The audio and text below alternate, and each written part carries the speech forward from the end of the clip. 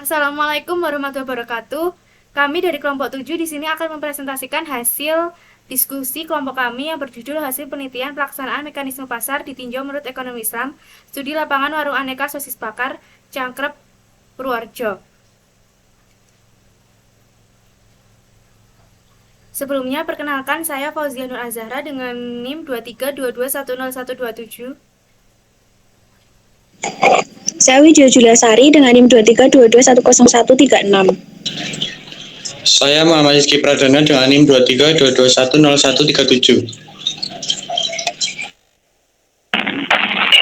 Saya Albert dengan NIM 23211138. Pengertian pasar. Pasar adalah tempat bertemunya antara penjual dan pembeli dan melakukan transaksi barang atau jasa.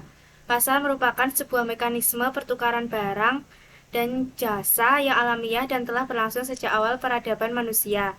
Dalam Islam, pasar sangatlah penting dalam perekonomian.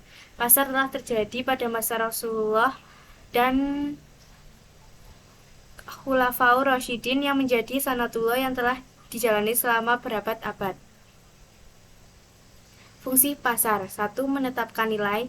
2. Pasar mengorganisasi produk. 3. Pasar mendistribusikan produk. 4. Pasar menyerahkan kejahatan atau rationing.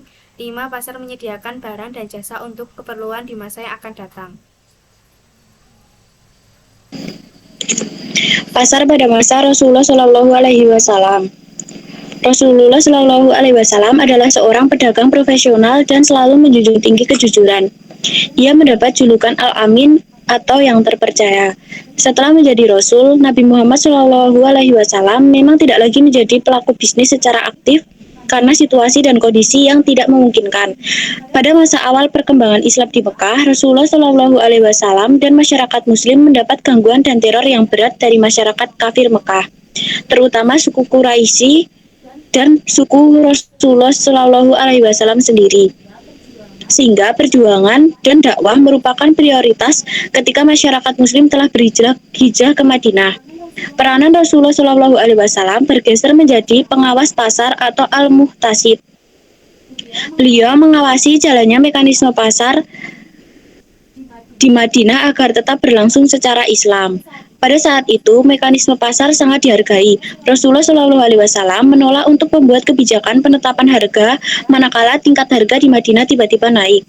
Selama kenaikan terjadi karena kekuatan permintaan dan penawaran yang murni, yang tidak disertai dengan dorongan monopolistik dan monopolistik, tidak ada alasan bagi Rasulullah Shallallahu Alaihi Wasallam untuk tidak menghormati harga pasar. Data penelitian. Yang pertama, waktu dan tempat penelitian. Observasi ini dilakukan pada hari Sabtu 16 Desember 2023 yang bertepatan di Warung Aneka Sosis Bakar Cangkrep, Kabupaten Purworejo. Narasumber dilakukan dengan menanyai satu narasumber, yaitu Bapak Bambang. Mekanisme pasar. 1. Sistem penentuan harga jual di warung aneka sosis bakar. Bapak Bambang mengatakan penentuan harga jual ditentukan dari harga yang ditetapkan sesuai kekulakan. Jika suatu saat terjadi kenaikan harga barang baku di pasar, maka Pak Bambang tidak akan menaikkan harga karena pada mekanisme penentu harga jual, Pak Bambang tidak mengejar keuntungan, akan tetapi mengejar pembeli. Kedua, sistem permintaan di warung aneka sosis bakar. Bapak Bambang mengatakan sistem permintaan akan tetap sama karena warung aneka sosis bakar menjual berbagai jenis sosis yang dibutuhkan setiap hari. Ketiga, sistem penawaran atau ketersediaan barang di warung aneka sosis. Penawaran atau ketersediaan barang menurut Bapak Bambang, jika barang di distributor berkurang, harga jual di warung aneka sosis akan tetap sama karena Pak Bambang punya prinsip tidak akan menaikkan harga jualnya tetapi menaikkan harga jualnya agar tetap mempertahankan pembelinya. Analisis data. 1. Sistem penetapan harga di warung aneka sosis bakar. Dalam penelitian ini kami mensurvei satu orang yaitu pemilik warung aneka sosis bakar, yaitu Bapak Bambang. Penelitian ini kami lakukan di warung aneka sosis bakar yang beralamat di Cangkrep. Bapak Bambang mengatakan bahwa penetapan harga jual di warung aneka sosis bakar ditetapkan dengan harga pertama Pak Bambang jualan sosis. Pak Bapak Bambang belum pernah menaikkan harga jual dagangnya. Kedua, sistem permintaan di warung aneka sosis. Dalam penelitian ini kami mensurvei satu orang yaitu pemilik aneka sosis bakar yaitu Bapak Bambang. Penelitian ini kami lakukan di warung aneka sosis bakar yang beralamat di Cangkrep. Bapak Bambang mengatakan sistem permintaan akan tetap sama karena warung aneka sosis menjual aneka jenis sosis setiap hari. Apabila bahan baku naik, maka Bapak Bambang tidak akan menaikkan harga jual dagangannya karena Pak Bambang menjaga para pembelinya. Ketiga, sistem penawaran atau ketersediaan. Barang di warung aneka sosis bakar. Dalam penelitian ini kami mensurvei satu orang yaitu pemilik warung aneka sosis bakar yaitu Bapak Bambang. Penelitian ini kami melakukan di kediaman atau warung aneka sosis bakar yang beralamat di Cangkrep, Kabupaten Purworejo. Penawaran atau ketersediaan barang menurut Bapak Bambang jika barang di distributor berkurang, harga jual di warung di aneka sosis bakar akan tetap sama atau tidak dinaikkan. Karena Pak Bambang mempunyai prinsip tidak akan menaikkan harga jualnya agar tetap mempertahankan pembelinya. Kesimpulan.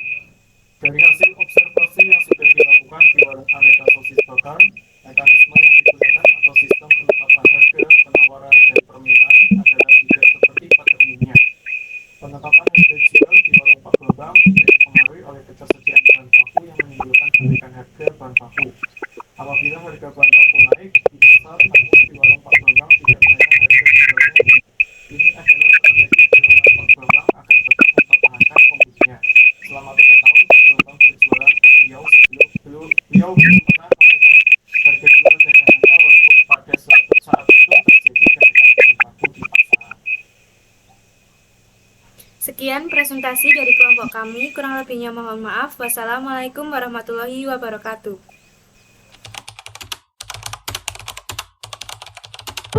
Assalamualaikum warahmatullahi wabarakatuh. Kami dari kelompok 7 akan mewawancarai salah satu UMKM di Purworejo. Sebelumnya perkenalkan nama saya.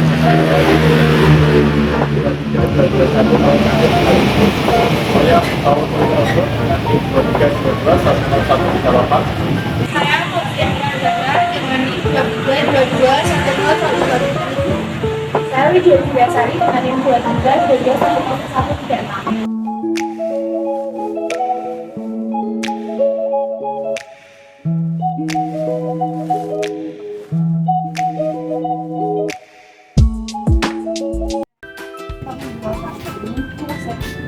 Kalau saya itu dari Purworejo ya.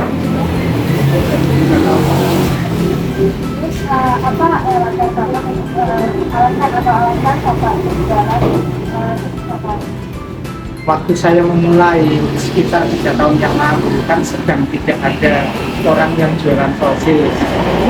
Saya maka memulai lagi. Istri saya bilang kalau sedang tidak musim, tapi saya nekat, justru saya ciptakan musim kalau perlu. Alhamdulillah sukses. Dan selama saya jualan, di belakang saya kemudian mengikuti banyak sekali yang jualan. Jadi sekarang ramai lagi. terus dari mana Bapak mendapatkan harga-harga tersebut atau Bapak produksi barang Bapak jualan itu? Tidak. Kalau bahan baku sosis saya beli jadi dari proses beli jadi ya. Cuma saya pilih produknya, artinya yang kualitasnya bagus. Seperti misalnya usia sosis, kan ada yang misalnya di warung-warung sosis sama berbulan-bulan tidak basi ya. Kalau kita tidak, umurnya 8 jam. Yang kita jual umurnya 8 jam. Lebih dari 8 jam atau 10 jam toleransinya basi. Maka kita harus ketat. Ya, betul. Ada perubahan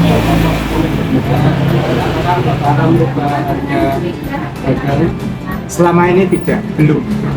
Saya sejak jualan 3 tahun yang lalu belum pernah menaikkan jualan saya. Padahal sudah kenaikan berapa kali saja. Tapi saya masih coba bertahan. Artinya saya mengejar jumlah pembelinya, bukan jumlah keuntungan sesaat yang saya ambil.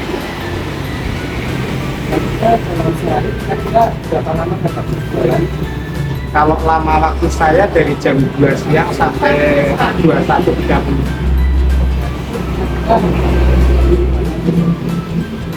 Rata-rata sekitar 700 sampai 1000. Nah, boleh tahu berapa omset rata-rata per hari atau per bulan?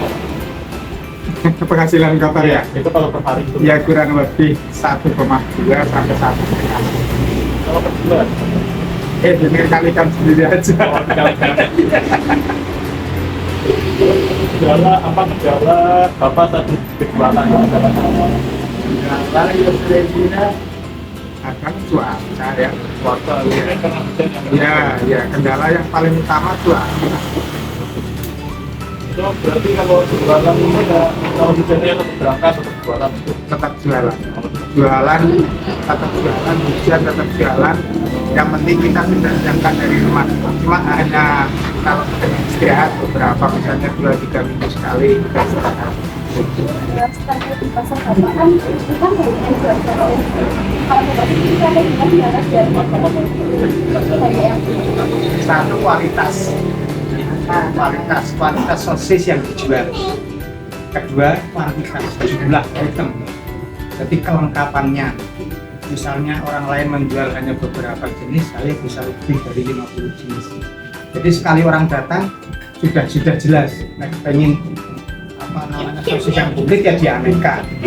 Image-nya sudah seperti itu. Jadi saya kasih image bahwa kalau mau membeli sosis yang lengkap ya di sini rasa yang paling utama. Kita membuat rasa jangan sampai ada orang lain yang menyamai rasanya kita. Maka kita harus menggunakan resep khusus untuk ini. Semua olahan kita masak. Yang kita beli paling hanya mayones saja. Yang lain itu olahan.